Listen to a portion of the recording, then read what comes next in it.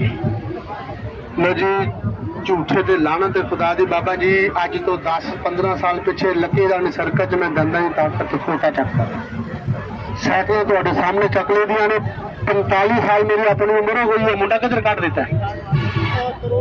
है